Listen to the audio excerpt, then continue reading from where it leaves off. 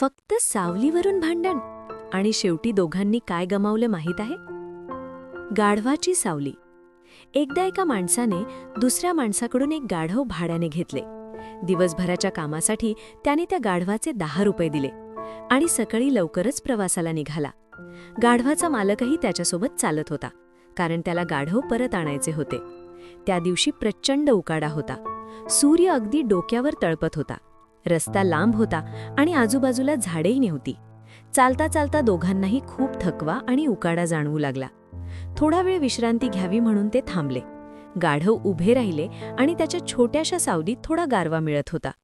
दोघांनाही त्या सावलीत बसायचे होते, पण सावली एवढीच होती की त्यात एकाच माणसाला बसता येईल.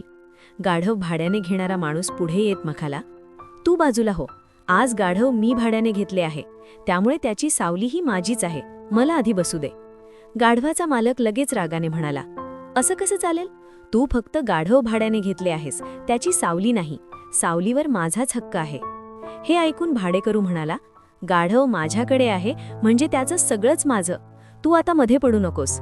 वाद हळूहळू वाढत गेला. दोघेही हट्टाने आपापले म्हणणे खरे ठरवण्याचा प्रयत्न करत होते.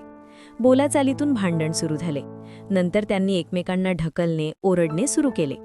रागाच्या भरात त्यापैकी एकाने गाढवाला जोरात मारले. घाबरलेल्या गाढवाने क्षणात तिथून धूम ठोकली.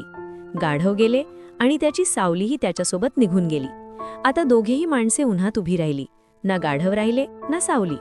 ते दोघेही शांत झाले आणि एकमेकांकडे बघत राहिले. त्यांना आपल्या मूर्खपणाची जाणीव झाली. नीती: लहान आणि क्षुल्लक गोष्टींवरून भांडत बसलो तर मोठी आणि महत्त्वाची गोष्ट आपल्या हातातून निघून जाते. लाईक करा, सबस्क्राईब करा आणि गोष्टींच्या दुनियेत सामील व्हा.